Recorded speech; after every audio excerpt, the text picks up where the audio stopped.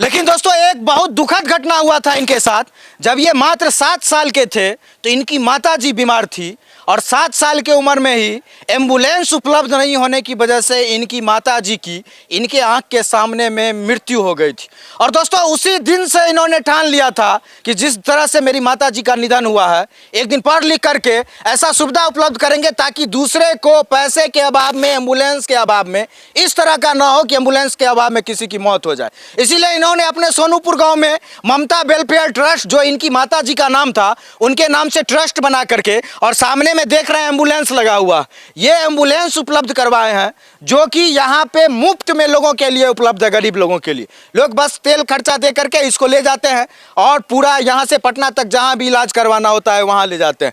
दूसरा चीज हुआ था कि इनको पढ़ाई में भी दिक्कत हुआ था। इनकी माताजी को गुजर जाने के बाद आर्थिक रूप से अभाव हुआ था और निश्चित रूप से शिक्षा के वजह से ही आज ये इतने बड़े अधिकारी बने हैं। तो यहाँ पे ममता वेलफेयर ट्रस्ट के अंतर्गत इन्होंने यहाँ पे सरस्वती माता का रोसड़ा प्रखंड में एकलौता मंदिर है जो बनवाने का काम किया।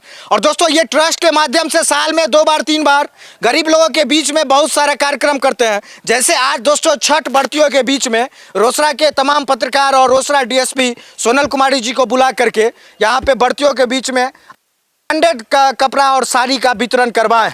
और निश्चित रूप से दोस्तों पैसा सबके पास रहता है, पैसा सब कमाते हैं, ये भी कमाते हैं। 6 महीना से ज़्यादा समुंदर के बीच में रहते हैं, पनडुब्बी में रहते हैं, जहाज पे रहते हैं, लेकिन दोस्तों जब भी छुट्टी से आते हैं तो अपनी माता की याद में, जो मात्र 7 साल में गुजर गई थी, उनकी याद में वैसे वैसे गरीब माताओं को बुलाते हैं और इनसे जो भी क्षमता हो पाता है वो सम्मान स्वरूप, सम्मान के साथ, आदर के साथ पैर छू करके सबको सम्मानित करते हैं और कुछ ना कुछ वितरित करके एक संदेश देते हैं कि अगर आपके पास इतनी क्षमता है कि अपने अलावा किसी को कुछ दे सकते हो तो इंसान बनो और इंसान की मदद करो और इंसानियत का सहारा लो। दोस्तों नेताओं की कमी नहीं है, नेता बहुत सारे हैं, कितने सारे तरह से उनको आमदनी होता है, लेकिन देने के नाम पे गरीबों को कुछ नहीं देते, असली हक अधिकार भी नहीं देते। अपना मेहनत करके, अपना प्राइवेट जॉब से ये पैसा कमा करके यहाँ पे वेलफेयर ट्रस्ट बनाया अपनी माता की याद में। मात्र 7 साल में इनकी माताजी गुजर गई थी और हर साल ये छठ व्रतियों के बीच में पर्व त्योहार होता है गरीबों को बुला करके, उसी तरह से, ठीक जिस तरह से ये गरीबी में अपनी माताजी को देखी थी, कुछ ना कुछ बांट करके, सम्मानित लोगों को बुला करके बीच में खुशी बांटने का प्रयास करते हैं माताजी को याद करके। एम्बुलेंस देख रहे हैं, देखिए इस पे मोबाइल नंबर भी दिया हुआ है, 24 घंटा ये उपलब्ध है, 7004304465 और 7278335766। इस पर फोन करके अगर आपको एम्बुलेंस की जरूरत हो तो निश्चित रूप से आप ले सकते हैं। जो खर्चा होगा तेल का, ड्राइवर का, बस वही देना है, बाद बाकी जहां जाना है वहां जाइए। दोस्तों अभी समस्तीपुर जिला के रोसड़ा प्रखंड के सोनूपुर गांव में मौजूद, और दोस्तों यहाँ पे रोसड़ा की अनुमंडल पुलिस पदाधिकारी सोनल कुमारी समेत यहाँ के सभी वरिष्ठ पत्रकार समेत जनप्रतिनिधि समेत सम्मानित व्यक्तियों को बुला करके सोनूपुर गांव के छठ व्रतियों के बीच में साड़ी का वितरण किया गया। और दोस्तों काफी भव्य रूप से बगल में पोखर है जहां पे छठ की तैयारी चल रही है और दूसरी तरफ व्रतियों को यहाँ पे साड़ी के साथ यहाँ सम्मान पूर्वक जो है व्रत का सामान दिया गया। और हमारे बगल में बहुत सारे गणमान्य लोग हैं, सर हैं, क्या कहिएगा सर इस कार्यक्रम पे? आस्था के महापर्व छठ पर्व के शुभ अवसर पर दीपेश जी के द्वारा जो ये सराहनीय काम किया गया, ये बहुत ही एक प्रकार से सराहनीय है रहेगा। और मैं खुद व्रत में हूँ और ये व्रत में रहते हुए माँ छठी से यह प्रार्थना करता हूँ कि दीपेश जी को सदैव निरंतर आगे बढ़ाने के लिए इस सोच से हर हमेशा परिपूर्ण करे रहें। और सर को सब लोग पहचानते होंगे, निश्चित रूप से बच्चा जानता है सर आपको अनुमंडल क्षेत्र में। प्रभात तारा के सर प्रिंसिपल हैं इंद्रेश चौधरी जी, और बगल में हमारे सुपर सीनियर पत्रकार बहुत सारे पेपर में अपनी सेवा दे चुके हैं संजीव सिंह जी हैं। क्या कहिएगा आज कैसा लगा यहाँ आकर के? यहाँ आकर तो खुशी सभी लोगों को इसलिए होती है कि छठ महापर्व के अवसर पर जो गरीब लोग भी होते हैं वे नए वस्त्र का जो है उपयोग करते हैं। बहुत सारे लोग होते हैं जो कर्ज लेकर भी वस्त्र का उपयोग करते हैं, नए वस्त्र का।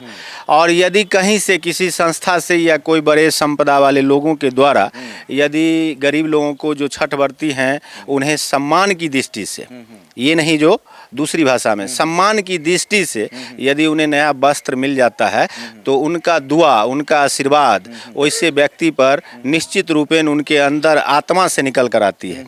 और दीपेश जी पिछले वर्ष इसका शुरुआत किए थे। यह एक अच्छी शुरुआत है और यह शुरुआत ही नहीं रहे बल्कि अनवरत चलता रहे, यह हम लोगों की अभिलाषा है। और हमारे बगल में प्रभात खबर के सीनियर जर्नलिस्ट मनोज ठाकुर जी हैं, क्या कहिएगा, कैसा लगा करके? वो बहुत अच्छा लग रहा है। यहाँ पर तो दीपेश जी इतना अच्छा काम कर रहे हैं, शुरू से ही ये आस्था से जुड़े हुए हैं, सामाजिक कार्य में आगे रहते हैं और सामाजिक कार्य करके गांव घर जितने भी अगल बगल के लोग हैं यहाँ से रोसड़ा तक ये अपना जो है सो समाज कार्य करके अपना नाम कमाने के लिए नहीं करते हैं, आस्था से जुड़े हुए हैं सबों को। अभी छठ व्रत सामने है, ये प्रत्येक साल, पिछले साल भी हम यहाँ पर बैठे थे और शिवम कुमार डीएसपी थे, उनके हाथों शिवम कुमार एसडीओ थे मोहम्मद मुस्तकीम, उन्होंने छठ व्रतियों के बीच साड़ी का वितरण किया था। इस बार भी इन्होंने उस परंपरा को अब कायम कर लिया है और इस बीच इन्होंने एक ममता वेलफेयर ट्रस्ट नाम की संस्था बना ली, उसके तहत इन्होंने एक एम्बुलेंस ले आया समाज सेवा के लिए। और इसमें कुछ नहीं लगता है, समाज सेवा के लिए सिर्फ क्या कहते हैं, खर्चा जो है तेल का, पेट्रोल और ड्राइवर खर्च, इसके अलावा कुछ नहीं।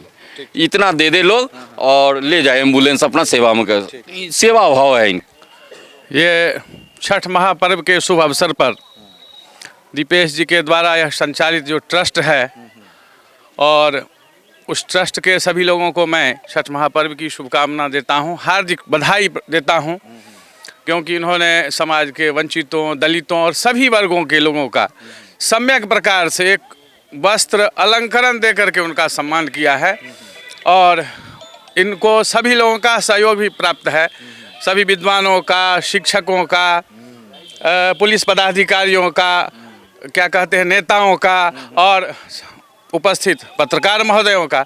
तो इसमें इनको निश्चित सफलता मिलेगी और बहुत बहुत धन्यवाद। देखिए, मैं दीपेश कुमार झा, आप सबसे पहले तो राजा जी आपको धन्यवाद देता हूं कि यहाँ के आपने टाइम दिया। मेरा मकसद है कि मैं 10th के बाद +2 में जब गया तो मैं ट्यूशन पढ़ाता था। +2 में ट्यूशन पढ़ाता था, 1 घंटे का। मैं पटना में भी पढ़ाया, गांव में बगल में मेरे मोहम्मदपुर गांव है, वहाँ भी पढ़ाया, 50-100 रुपया मिलता था। तो मैं आज जो हूँ सरस्वती जी की कृपा से। उसी टाइम मेरे मन में आया कि अगर मेरे पास कुछ अच्छा जॉब होगा या पैसा होगा तो मैं एक मंदिर बनाऊंगा और घर बनाऊंगा। तो मैं घर भी सेम टाइम में शुरू किया और माँ सरस्वती का मंदिर भी सेम टाइम में शुरू किया। तो माँ घर और मंदिर जब बन गया तो ममता वेलफेयर ट्रस्ट के मैं इसके बारे में बता दूँ, मेरी माँ जो थी, मैं 7 साल 8 साल का था तो एम्बुलेंस के कारण गुजर गई थी। इसीलिए मेरे मंदिर में था कि मैं कुछ अच्छा करूंगा तो गरीब लोग, मेरी घटना हुआ था ये शाम में 7 बजे और गाड़ी मुझे उपलब्ध हुई थी मॉर्निंग 5 बजे। मैं 7 साल का था और गाड़ी उपलब्ध हुई थी मॉर्निंग 5 बजे। ये पटना जाने के क्रम में उनका देहांत हो गया था। तो मेरे मन में था कि कुछ अच्छा होगा तो ये करेंगे। तो सरस्वती जी का मंदिर बनने के बाद मेरे मन में आया कि एक एम्बुलेंस भी लिया जाए, जो गरीब लोग मतलब जो गाँव में हैं, अगर एम्बुलेंस के अभाव में कम से कम हॉस्पिटल उनको सही जगह पर पहुँचा दिया जाए। तो मैंने ममता कल्याणकारी एक ट्रस्ट बनाया माँ के नाम से और उसमें मैं एम्बुलेंस दिया। एम्बुलेंस में मैं अगर फ्री करूँ, एक मैं आप लोग के माध्यम से क्लियर कर देता हूँ, अगर फ्री करूँ तो जितने बड़े लोग हैं जिनके पास बहुत अच्छा पैसा है वो भी इसको फ्री में यूज करना चाहेंगे। इसीलिए ये एम्बुलेंस एक कम से कम और 24 आवर्स उपलब्ध रहेगा। इसके जो बड़े लोग हैं वो अगर इसमें जो कुछ पैसा इससे उपलब्ध होता है वो पैसा ट्रस्ट में जाता है और जो गरीब लोग जैसे एक्सीडेंट कर गया, कोई निजी जिसको कोई पैसा का अभाव है, उसके लिए उसी क्या खर्चा लगता है एम्बुलेंस का? तेल और ड्राइवर। ये एम्बुलेंस के माध्यम से अगर कोई यहाँ से पटना का अगर प्राइवेट भाड़ा 6000 है तो उससे आपको बहुत कम 1500-2000 कम में ये एम्बुलेंस, जो निजी जो रियल खर्च है, जितना खर्च लग रहा है जेन्युइन उतना ही, वो उतना गाड़ी का भाड़ा नहीं लगेगा। और ये एम्बुलेंस भी और ये मंदिर भी दोनों ममता वेलफेयर ट्रस्ट के द्वारा संचालित है। अगर आप लोग का आशीर्वाद रहा आगे भी तो अभी तो एम्बुलेंस है। मैं आशा प्रयास करूंगा कि ऑक्सीजन सेंटर भी उपलब्ध हो, कोई गरीब लोग पैसा के अभाव में किसी का हत्या न हो। और एक बार मंदिर थोड़ा सा दिखा दीजिए। देखिए, ये सरस्वती माता का मंदिर है, बहुत भव्य मंदिर, और यहीं से सारा ये सामाजिक कार्यक्रम करते हैं। और देखिए वहाँ पे लगा भी हुआ है बोर्ड, ममता वेलफेयर ट्रस्ट, और सोनल कुमारी पुलिस उपाधीक्षक रोसड़ा, जिनके हाथों से आज सम्मान माता बहनों को यहाँ पे दिया गया। और एक चीज़ अंतिम में दिखाना चाहेंगे, यहाँ पे देखिए पोखरी है, और हमारे सभी सीनियर पत्रकार बता रहे थे कि ये पोखरी देखिए हर एक गांव में देखते हैं 10 को पोखर है तो 10 में सीढ़ी बन गया, प्रोटेक्शन वाल बन गया। अब पता नहीं सोनूपुर में काहे नहीं बन रहा है। जिस तरह से मिट्टी कट रहा है, पता चला ये वेलफेयर ट्रस्ट अच्छा काम कर रहे हैं, सब चला जाएगा पानी में। से जल्द जो भी जनप्रतिनिधि हैं इनको यहाँ पे ध्यान दे करके इसमें सीढ़ीकरण करना चाहिए, ताकि देखिए छठ के लिए कितना मेहनत कर रहा है यहाँ का युवा लोग, बच्चा लोग कुदाली ले लेके सीढ़ी रहेगा, साफ सुथरा करेगा, पेंटिंग होगा, छठ होगा, है कि नहीं। जब एक आदमी निजी कोष से इतना कुछ कर सकता है तो करोड़ों रुपया का फंड वाला पंचायती सरकार विभाग और जिला परिषद विभाग और विधायक जी सांसद जी क्या कर रहे हैं? काहे नहीं सोनूपुर में सीढ़ी बनवाते हैं, सौंदर्यीकरण करवाते हैं?